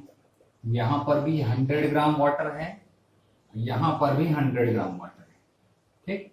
यहां पर सपोज मैं 2 ग्राम शुगर को डिसॉल्व करना चाह रहा हूं, यहां पर भी 2 ग्राम शुगर को डिसॉल्व करना चाह रहा हूं। लेकिन यहां पर शुगर का सपोज मैंने 2 ही पार्टिकल ले लिया, ऐसे बड़े बड़े 2 पार्टिकल, ऐसे बड़े बड़े शुगर के 2 पार्टिकल ले लिए 2 ग्राम करने के लिए, ठीक है। और सपोज कि शुगर के यहाँ पर छोटे छोटे छोटे छोटे छोटे छोटे छोटे छोटे छोटे बहुत सारे पार्टिकल ले लिए, तो बहुत सारे पार्टिकल रहेंगे तो वो ऐसे रहेंगे, और यहां पर जो पार्टिकल वो ऐसे रहेंगे। अभी आप अच्छे से सोचा जाए तो यहां पर देखो, इसके जो पार्टिकल के जो सरफेस एरिया ये जो है इसके चारों तरफ आपको मालूम है कि जब डिजॉल्व होता है तो इंटरेक्शन होता है पार्टिकल के बीच में, सॉल्यूट का सॉल्वेंट के साथ इंटरेक्शन होता है, कई बार पढ़ चुके। तो इंटरेक्शन कहां पे होगा, इसके चारों तरफ जो वाटर पार्टिकल्स आएंगे बस इन्हीं का इंटरेक्शन होगा, तो इतना ही एरिया सॉल्युबल हो पाएगा धीरे धीरे धीरे धीरे धीरे धीरे, है कि नहीं। और यहां पर क्या है केस, यहां पर देखो इस पार्टिकल को हमने, और बीच वाले जो दिख रहे हैं इसके साथ कोई इंटरेक्शन नहीं हो पाएगा। यहां पर क्या है, सबके साथ इंटरेक्शन हो पाएगा, क्योंकि पार्टिकल का आपने सरफेस एरिया बढ़ा दिया है तो इंटरेक्शन एरिया बढ़ जाएगा, समझ रहे हैं। और इंटरेक्शन एरिया जब बढ़ जाएगा तो इसकी सॉलिबिलिटी बढ़ जाएगी, क्योंकि इंटरेक्शन होना जरूरी है, इंटरेक्शन से ही सॉलिबिलिटी हो पाती है, सॉल्युबल हो पाता है, ठीक है, समझ में आ रहा है। तो सॉलिबिलिटी किस पे डिपेंड कर रही है, interaction between solvent and solute पे डिपेंड कर रही है। अगर सॉल्वेंट ऐसे सराउंड होंगे और सेंटर के पार्टिकल बच जाएंगे तो यहां सॉलिबिलिटी कम रहेगी, यहां सॉलिबिलिटी ज्यादा रहेगी। पार्टिकल उतना ही है, ये भी 2 ग्राम है, ये भी 2 ग्राम है, यहाँ सरफेस एरिया कम है, यहाँ इसको आपने पाउडर फॉर्म पे ले लिया या छोटे छोटे इसके टुकड़े लिए जिससे इसका सरफेस एरिया बढ़ गया, सरफेस एरिया बढ़ गया तो इंटरेक्शन सॉल्यूट और सॉल्वेंट के बीच का बढ़ गया, इसलिए इसकी सॉल्युबिलिटी बढ़ जाएगी। तो सरफेस एरिया बढ़ने से सॉल्युबिलिटी क्या हो जाती है, बढ़ जाती है। तो ये क्या होता है बेटा, डायरेक्टली प्रोपोर्शनल होता है। क्या होता है, ये डायरेक्टली प्रोपोर्शनल होता है, ठीक है। अब देखते हैं नेक्स्ट वन, सरफेस एरिया के बाद आ जाते हैं हम आते हैं अब स्टीयरिंग। आपको मालूम है कि अगर ये मैंने वाटर लिया और इस वाटर पे मैंने 1 स्पून शुगर ऐड कर दिया, है ना, और इसको मिक्स नहीं किया, और यहां पर मैंने वाटर लिया, वाटर भी उतना ही है, और यहां पर शुगर ले लिया, यहां पर भी 1 स्पून शुगर है, मतलब शुगर 1 स्पून, यहां पर भी शुगर 1 स्पून, यहां पर भी, और यहां पर 100 ग्राम वाटर है, 100 ग्राम वाटर, और यहां पर भी 100 ग्राम वाटर। तो 100 ग्राम वाटर तो दोनों जगह पे है, लेकिन डिफरेंस क्या है, इसको मैं स्टीरर से मिक्स करने वाला हूं और इसको मैं स्टीरर से मिक्स नहीं करने वाला हूं। मतलब इसको मैं क्या करूंगा, अब इसके ऊपर मैं ऐसे मिक्स करूंगा और इसको नहीं करूंगा। तो मैंने ऑब्जर्व किया, या आप भी ऑब्जर्व करेंगे जब करके देखोगे, तो यहां सॉल्युबिलिटी ये जल्दी सॉल्युबल हो जाता है, इजिली डिजॉल्व, है ना, यहां इजिली डिजॉल्व हो गया, ठीक है, और यहां डिजॉल्व नहीं हुआ। रीजन क्या हो सकता है बेटा, समझिए जरा। अगर मान लो हम जब स्टीरर करते हैं, अगर हम स्टीरिंग करते हैं तो ये पार्टिकल जो है ऐसे पूरे सॉल्वेंट में सब तरफ क्या हो जाते हैं, मूव करते हैं, डिस्पर्स होते हैं, या इनका इंटरेक्शन, अभी सरफेस एरिया से समझ सकते हो, इसके सारे मॉलिक्यूल का इंटरेक्शन हो सकता है, सारे पार्टिकल का इंटरेक्शन होता है, किसके साथ में, सॉल्वेंट के साथ में। और अगर वो नीचे सेटल डाउन है तो अभी सॉल्वेंट के साथ में पूरा वो क्या नहीं होता, उसका इंटरेक्शन नहीं हो पाता, ये एक फैक्टर। दूसरा ये भी सोच सकते हो आप कि यहां पर जो पार्टिकल है वो कितने सॉल्वेंट के साथ इंटरेक्शन में है, इसके नीचे के साथ देख लिया, है ना, ऊपर के सॉल्वेंट के साथ तो इंटरेक्शन में नहीं है, नीचे के साथ इंटरेक्शन में है।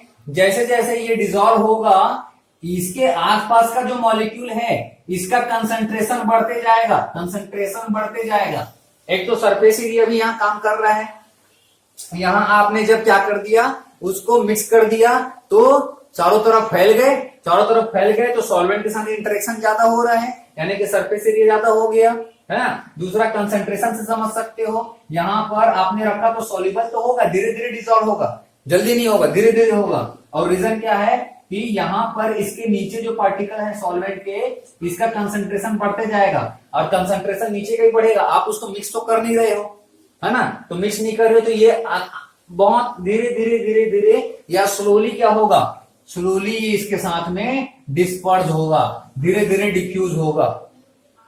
इसके जो पार्टिकल धीरे धीरे ऊपर की तरफ जाएंगे अगर आप उसको हेल्प नहीं करोगे तो, और अगर आप मिक्स कर दोगे, स्टीयर करोगे तो फिर वो जल्दी डिजोल्व हो जाएगा। सिंपल सी बात है।